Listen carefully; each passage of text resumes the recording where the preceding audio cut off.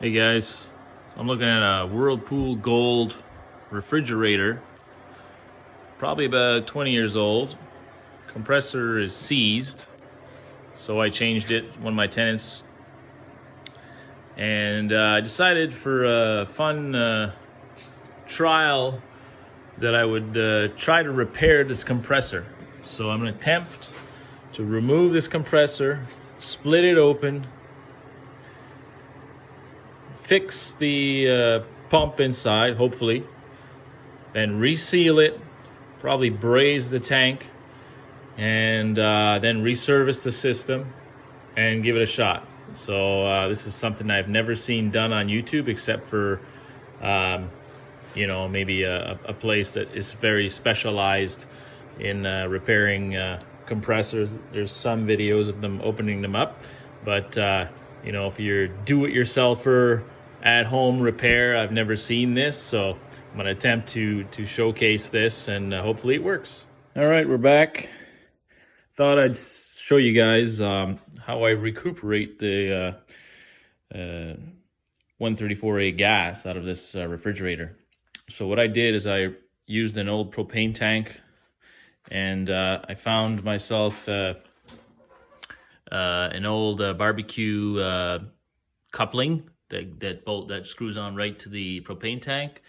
Then I adapted it to I believe that's a -4 GIC fitting, and then that's what is basically used on AC systems, like for the gauge sets and everything. So I used this is an old window unit air conditioner compressor. So what this is going to do is suck the gas out of the compressor and pump it into this propane tank. I've also tied in my gauge set here, and before I'm going to open this valve that's going to pierce through this fitting here, I vacuumed all the lines out and the tank, so everything's under vacuum right now up to this valve. So the only section that's currently has air is the little section going to the compressor here. So everything else is under vacuum right now. So as I'm going to pierce this, I'll do it with you guys. The gas is going to go into the blue line here, and then turn on the compressor and pump it into the propane tank. So let's see what happens. So, these little service valves are handy for doing quick work of. So it tells you to screw it all the way in till it's tight, and then do one turn in reverse. It's about a quarter, another quarter, 3/4, 1.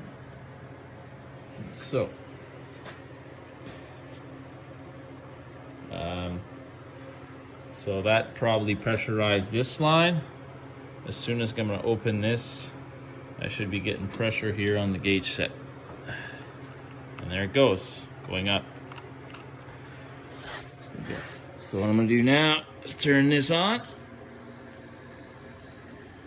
Over here, there it goes, it's starting to pump. So it's starting to suck it out of the system.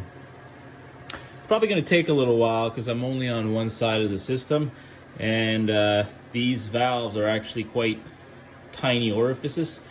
So I'll let it run here and get back with you guys once I got it all transferred into this propane tank. All right, we're back. Thought I'd show you guys how much suction I get out of this little compressor from an AC unit.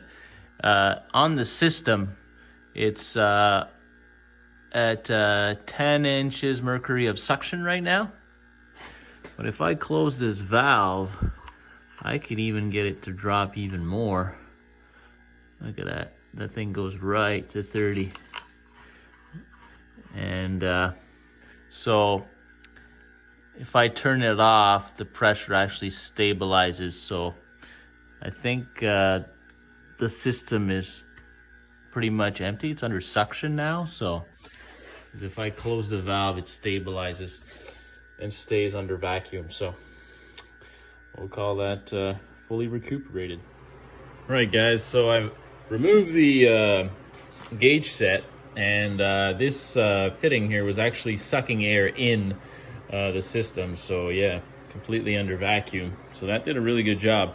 I thought next step now is going to be to remove the compressor, and obviously not everybody has a torch set that can melt these brazing couplings. So I'm going to show you what I have and made. You've probably all seen these little Benzomatic little torch sets that they sell at the hardware store. They're not great using the oxygen that you buy like in little cans like this one, because those cans only contain about 400 psi, so they don't last very long. So what I did with mine is I adapted a little breathing oxygen tank, which has a regulator of about 70 psi. So I adapted it to the connection that you would normally put that little tank, and this tank has 2000 psi, and I can refill it. I have a place where they can refill it for me. So anyways, this works wonderful now. Like, I can use it for hours before emptying this tank. So I thought I'd show you guys that's the way I do it. But you can also just go and buy those little torch kits that are slightly bigger, and that does a great job too. I mean, or rent it, or find somebody who has one, friend, you know, and do your few welds and bring it back to them, pay them some few bucks for the gas. That would be, but you just got to be careful that you don't light anything on fire too. So if anybody is thinking of trying something like this, make sure you take your precautions. This is only for demonstration. Just to kind of show you guys what I do, and if you find it interesting, good. But anyway, we'll keep going here. I don't need to show you, I think, unwelding these lines. There's plenty of videos out there about that, so we'll keep going here. All right, so I got the compressor out. I actually had a little accident. I dropped it on the ground as I was trying to remove the fitting. It broke off, and the freaking thing fell on the ground. So yeah, we'll see what kind of damage that did. But thought I'd show you where I cut it. Stand by. So as it sits, before I started cutting it, there's like just basically a little weld here, and I cut right under the weld. And as you can see, I barely hit the flange there. My plan is to braze this back together, so I think I didn't really damage it that much doing that. So that's how it looks on the inside. Obviously, these over here overheated and melted the string, so I don't know if I'll be actually able to fix this. It's a Tecumseh compressor. I'll do some more testing here and see what I find and let you know. Hey guys, so found a problem with the compressor. Looks like this coil is shorted to the armature. I actually should have actually just checked that from the outside, but you can actually see how there's actually like a weld mark right there from the heat shorting onto the stator. And there's also some more of those underneath. So probably it shorted out and then heated up real hot, and then more shorts started to happen over time, and it just crapped out the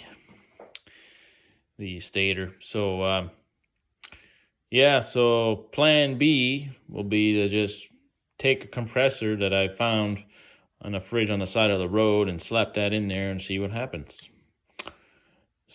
Stay tuned. All right, so I got the random compressor that I picked up from a fridge on the side of the road installed. I didn't go into the showing how that's done. I'm sure there's 100 other videos that will show you how to braze and install compressors into a fridge, but the purpose that I wanted to display is that I never really checked out the capacity or amperage to go exactly with what I needed. You know, this is actually reading the amps that it draws is actually less than this previous compressor was. I'm thinking this compressor is a bit smaller, but I've been running it for 2 months on the in my shop here. Had some beer in there and was using it, and had a thermometer in there, and it just keeps on putting. Maybe it runs a little more than the previous one. I'm not too sure, but it's blazing hot today, and it's keeping up to temp. I was using that temporary service valve initially, and I just received my permanent valves from eBay, from China somewhere, and so I brazed one in here and I reserviced it again. So I'm gonna test it out for another couple of weeks here, and if everything seems to run correctly, I'm just gonna try to get rid of this fridge, sell it off. Yeah, it worked from a random compressor. So hopefully this helps somebody out there. It's too bad I wasn't able to fix the other one, but came up with another kind of do-it-yourself fix that you could try yourself if you're adventurous like me. But it worked for me anyway. We'll see you guys later. All right, she's all closed up. So one last thing I thought I'd let you guys know is when I was connecting up the compressor, I knew that the old one, when I disconnected it, I accidentally drained the oil out of it. So probably like 60% of the oil leaked out. So I put a little bit of this PAG 46, which is made for automotive. You know, most of my tools are for working on cars. So I had this oil for R134A systems on cars. I think the weight is a little more like a thicker oil, but anyways, I checked with a little bit of the residual that leaked out of that compressor, that Embarco, and it seemed like it was blending with it. So, you know, that's didn't seem to have an impact on the 2 months that I've been running it.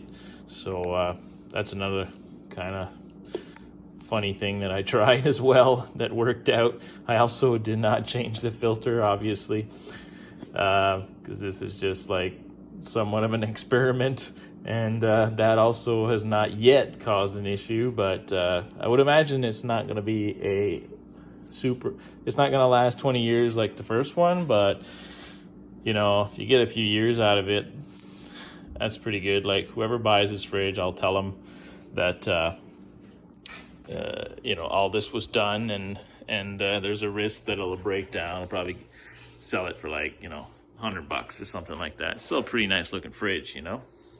So anyway, thought I'd add that in.